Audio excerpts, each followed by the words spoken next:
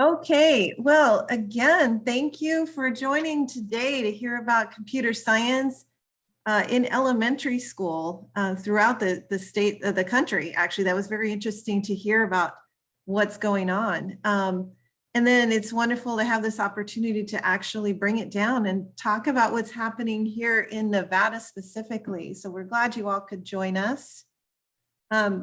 So we are a team here that came together. I'll do quick introductions because there's so much we want to talk about and our time was shortened. But we're going to hear from Mark Newburn. He is our vice president of our Nevada Board of Education. So we're really excited. He's a strong advocate for computer science. We're really happy that he had some time to spend with us today. My name is Cindi Chang. I work at the Nevada Department of Education over K-12 computer science. We have Jaci McCune who's with us. She is with our Northwest Regional Professional Development Program.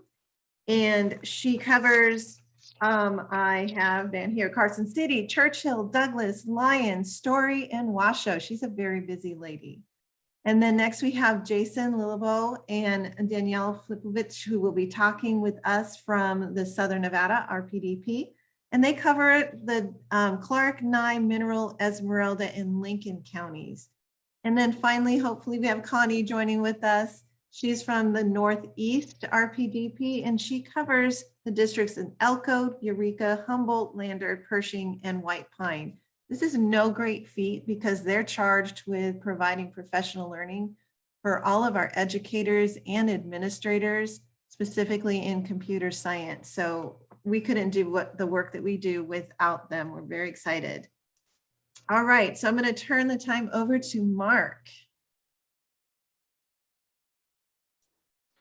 Okay, give everybody a quick second to read one of my favorite computer comics, because this really describes what we were facing when we started this effort in 2014. Go ahead and go to the next slide. In 2014, with the state board, it became apparent that we had built our civilization on computers, and computational thinking was how we were solving all our big problems, and that we could envision a future where every job might be a computer job. At the same time, we were getting a lot of criticism from industry about skills gaps. We were getting a report that I think this was 2014, that there was about 500,000 open computer jobs in an industry that has almost no diversity, and all the key indicators were going the wrong way. The number of graduates in college in computer science was going down, and the percent of women getting those degrees was now half of what it had been like 2 decades before. Also at the same time, there were advances in AI and automation that were creating the fear that by the time the kids entering our system graduated, the jobs their parents had may no longer exist. So in order to prepare our kids for this world, we worked with the legislature in 2017 to take a sort of unprecedented action and produce some groundbreaking legislation that made computer science a core academic subject in Nevada. And that included graduation requirement and full K-12 academic content standards. And so we had done what other states were only talking about, and we suddenly discovered that we were now one of the top states in the country in K-12 computer science. Next slide. Why K-5? Okay, so well, these 2 young wizards are my grandsons, who are now at the end of elementary school, but they've been taking coding and coding camps for 3 years, and they can write their own games, and they can use computers to do their own music, create their own music. And so they're completely empowered, and we would like that kind of empowerment for all kids. So the kids are coming out of K-5 with all the basics, not just the basic skills, but the sense, especially for girls, kids of color, kids in poverty, that this is something for them, that they can use this to solve the problems they want to solve and express their creativity. and become not just computer users, but creators of computer technology.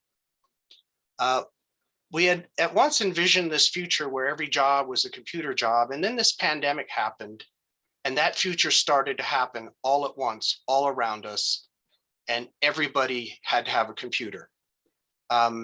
It was a little scary because the future we were targeting had just moved, but it also forced the state to make an unprecedented investment in devices and connectivity for kids, which creates new opportunity for K-5 computer science. And finally, there's emerging thought now that if kids can come out or basically go into high school with basic computer science skills and strong computer skills, we can actually look at teaching our subjects differently and possibly teaching new subjects. So succeeding in K-5 in computer science will actually be an enabler for us to make important changes at the high school level. Next slide. So the thing at the left here was a teletype 33. This is what I used when I took my first computer class at Rancho High School in 1976. The computer at the top, this is Summit. This is the world's most powerful supercomputer. It's about the size of 2 basketball courts and can perform 200,000 trillion calculations per second. But by the time the kids are entering our system now, K-5, by the time they graduate, it's expected there will be new technology like this steampunk chandelier thing on the right called a quantum computer that will be able to perform in minutes or seconds calculations that it would take computers like Summit thousands of years, millions of years, billions of years, even the life history of the universe to calculate. So that's the future that our kids are going to be entering. Thank you. Thank you so much, Mark. That really puts it in perspective of why it's so important that we start early. We start with our young ones because the world is changing so quickly. One of the things that you can see on this screen that I'm showing here with all of the things put into place at the state level in bold, elementary must teach computer science and integrated technology standards.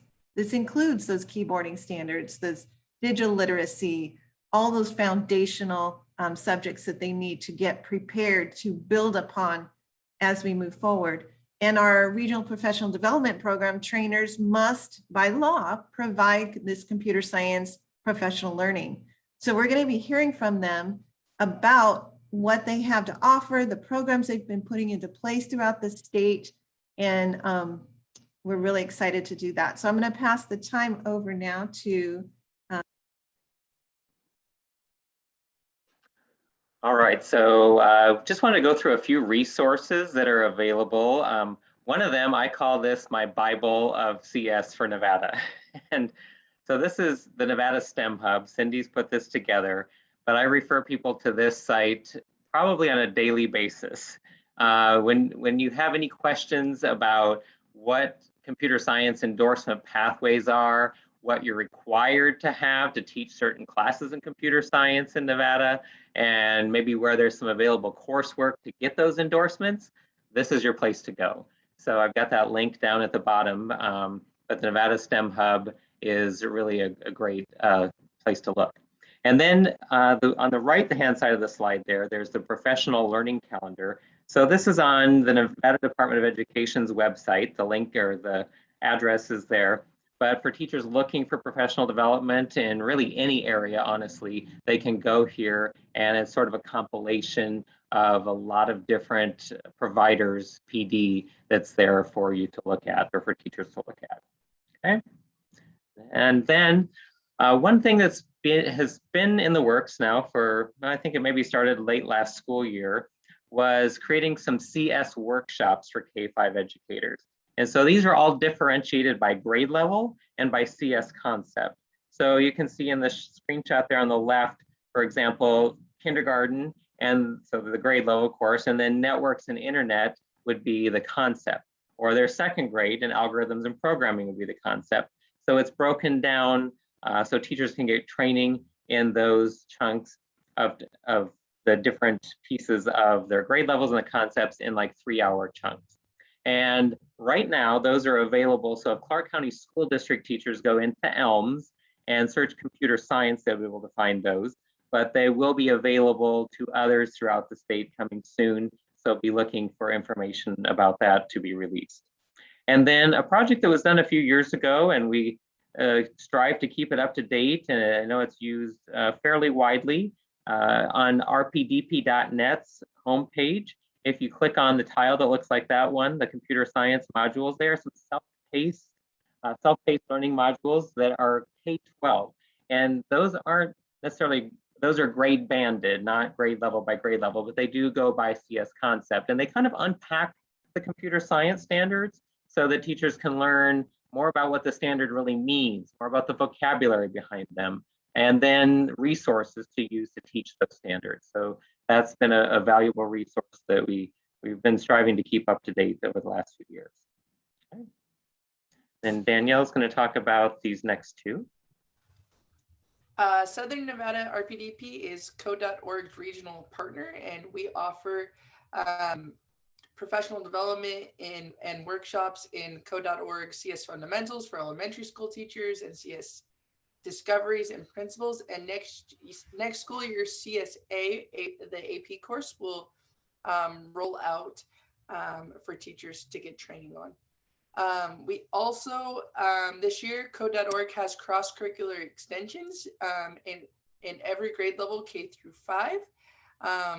An example of that would be like a 3rd grade lesson in events, where students would make predictions on the movement of the ball in the using the events game. And then the students would talk through that and collect data and then make bar graphs to represent that data. And next is going to be Connie.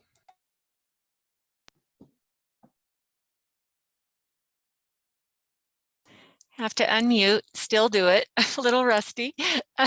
Thanks, Danielle. So I'm going to talk about a program we did, the Computer Science Ambassador Program. And like Cindi mentioned, we cover 50,000 square miles, and there's one of me. And so in order to, how do we reach all of our K-5 schools effectively? We created the computer science program with the purpose and objectives of establishing a CS ambassador at each K-5 school site for the purpose of increasing understanding and awareness of the standards. We ended up with 32 ambassadors, and we were able to reach 20 elementary schools across our region. And what we did is we established roles and responsibilities for the ambassadors, and they were primarily advocates and liaisons. And they were supported and assisted driving the knowledge and implementation of the MVACs. And they would provide their colleagues with learning opportunities that would build the awareness that, hey, did you know we have K-5 standards? And yes, you're supposed to be teaching them in computer science. And then, of course, they implemented their learnings into their own practice. Some of the things that we did to support the ambassadors, in addition to just that one-on-one coaching, is that we did monthly professional learning. We started face-to-face, and then of course with the pandemic, we transitioned to virtual. We did this over a couple years, and we dug into the NVACs to support the ambassadors' understanding. We provided time for collaborative planning where they could develop like the newsletter that is shown there. They were very creative in getting information to staff when we weren't at school sites. So they had time to collaborate with other ambassadors across the region. And they also developed lessons and things to implement their learnings into their own classroom. So we were able to deprivatize practice and create this wonderful network. And we did have an impact for the couple years that we have been doing the program. We've been rated to a great extent of having an impact from student learning to practice to improving their teaching skills. And then you can see in that quote, I'll just pause so you can skim it.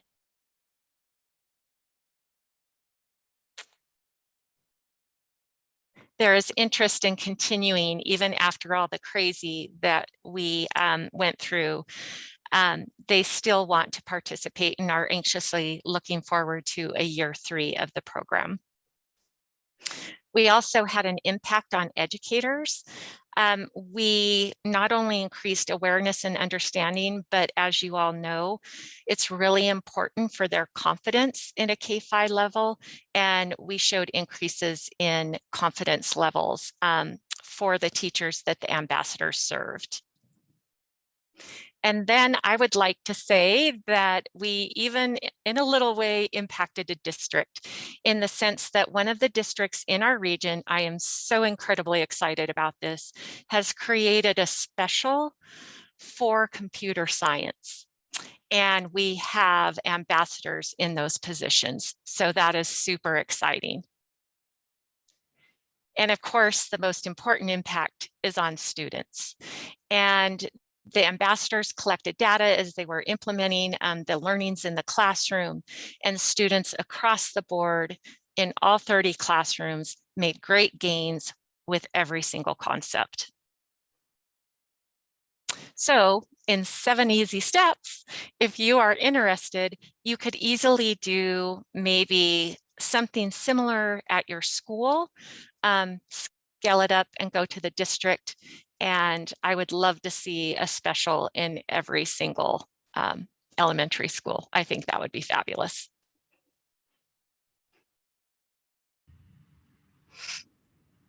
Okay, I am going to share a little bit about the computer science competency work that we've been doing.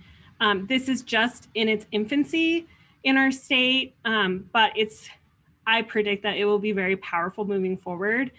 The benefits of computer science competencies, or any competencies really, is that it really addresses student mastery of their learning. It's inclusive of multiple standards, which is how we would expect to see students applying their knowledge in the real world, or even in their education as they move forward. In Nevada specifically, this is super important because 87% of Nevada school districts do not have designated K-5 computer teachers, be it certified or classified. So this really means that in elementary school, teachers must integrate computer science and integrated technology into other content areas because their days are already jam-packed full of other content and things they're supposed to be doing. In addition to that, 3 school districts specifically are really focusing on a competency-based system, whereas others are looking at a learner-centered model, which really lends itself to competency-based education. Finally, like it says, they just provide a pathway for teachers to begin to implement computer science into their classroom with less intimidation, because there's fewer competencies when you look at it compared to the standards, because some competencies have multiple standards in them. This is an example of 2 of the kindergarten competencies and some rubrics that accompany it. So you can see how you have one competency for the kindergarten's algorithms and programming, but it's broken down into 2 rubric lines, which represents the different standards. It's easier for a teacher to look at this and read the rubric to know exactly, this is where I need to teach my kids. This is where my students should be performing. This is what I can expect to see. So it makes it a little bit easier for them for planning purposes, for assessing, and also finding appropriate instructional materials. In some of the districts up in the Northwest region, here's some examples of how some of those districts are using the competencies right now. And this just started this year with our computer science ones because they are literally brand new. Really just looking at the big picture of how computer science is taught in the K-5 system and how that might be purposeful and beneficial in future years. So I'm also going to talk a little bit about how computer science ended up on some district report cards, because everybody in education knows that if it's not on a report card, the chances of it getting taught and assessed decrease, especially in elementary school. Well, we have 3 school districts up here in the Northwest region that have it on their report cards: Carson City, Douglas County, and Lyon County. Each of them went through a very different process in how they got it on there. But despite the uniqueness, it really took a lot of training for their teachers, for administrators, some advocacy for computer science, and really just getting all stakeholders on board with what was needed. This is a timeline of how things progressed in Northern Nevada, where we started in January of 2018, and when the whole report card conversation started coming up.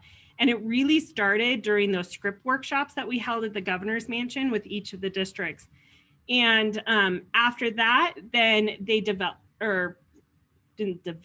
they got teams together to decide how it was going to look on a report card, what was the language that was going to be used, how would it be reported to parents.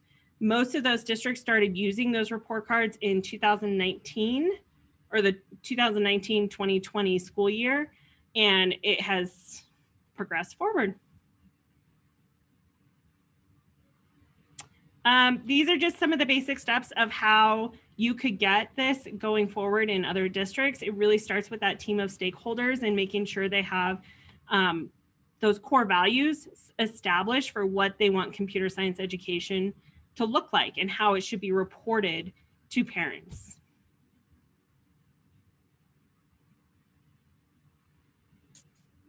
All right. Thank you, Jackie, and everyone. Thank you so much. I mean, it's amazing how far we've come, Nevada, in just a few short years that we have computer science on elementary report cards in our state.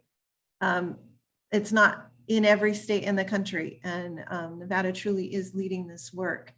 So on this slide, I just have a few things I want to point out, upcoming events. Definitely our Nevada Computer Science Summit is going to be coming up in February of next year on the 26th. We would love if you could spread the word and register yourselves as well. If you would like to even present, we have a call for presenters link right there. So please do join in for that. We also have a national K-5 SCED code project that myself and about 4 other states in the country are leading, so that we can have computer science at the K-5 level recognized in the school code framework that a lot of states use. And right now, currently, it is not even recognized. So we're going to change that. And then in doing so, simultaneously, we're working on reorganizing the way that we collect data here in Nevada so that we can better identify where computer science is happening in our schools. We also have First Nevada that we are partnering with that is going robotics programs in all schools. That's the goal, K through 12. And then we're building out model curriculum for computer science that includes those competencies that Jackie was speaking about, learning progression, scope and goals, and then sample unit and lesson plans to further assist and support our educators. So I know we were running over in the main plenary, but we want to open it right now to Q&A. But before I do that, I do want to ask a quick question since we all had to jump early. Did they say anything about coming back into the plenary? They did. Okay. Did they give us a little extended time? They didn't, or didn't mention that. Not sure. About 5 minutes more. Okay, perfect. So we have 5 minutes for a brief Q&A. There's a few of us here. Go ahead and unmute your mic and ask any questions that you might have.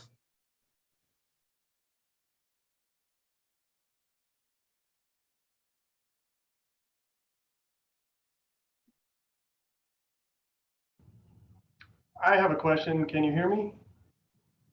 Yes, So, Dan. hi, my name is Daniel Gallagher. I work at the University of Nevada, developing computer science education courses for the state and for our teachers.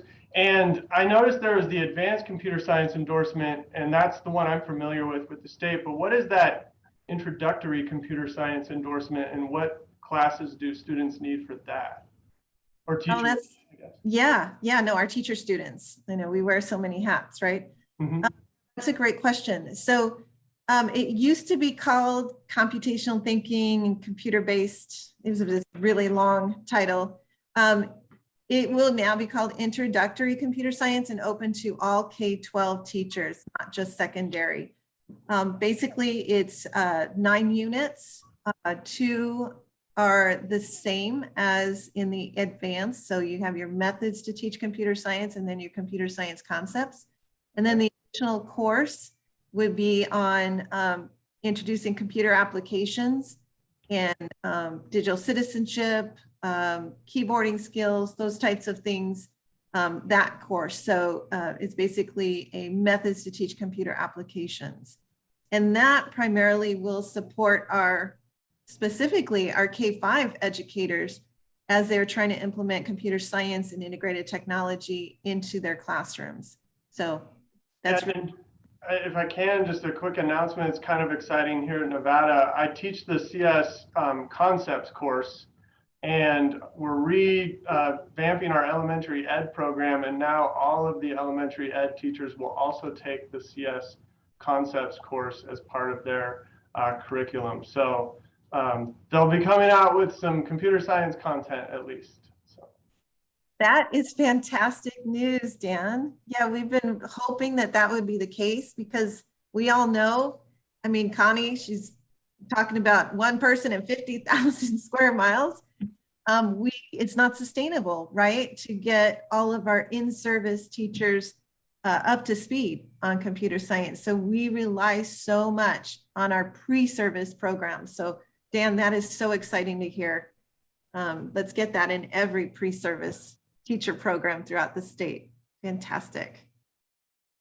Thank you for sharing.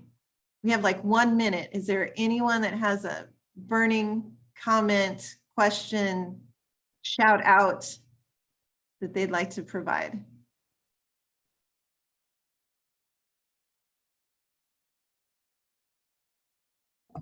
So I just wanted to share that I've also spoken to Sierra Nevada University for those of you in their pre-service courses as well. For those of you who are aware or may not be aware, there's a possibility, a very good possibility of combination of SNU to UNR.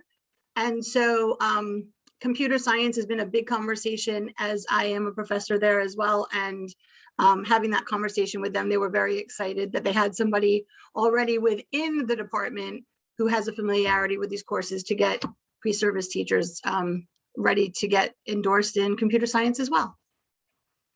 Thank you, Fran. Thanks for sharing that. Really appreciate it. And before I let you go, I would be remiss if I did not recognize Joyce Woodhouse with us today. We're so glad to see you. And if you don't know, she is our pioneer. She really, truly is.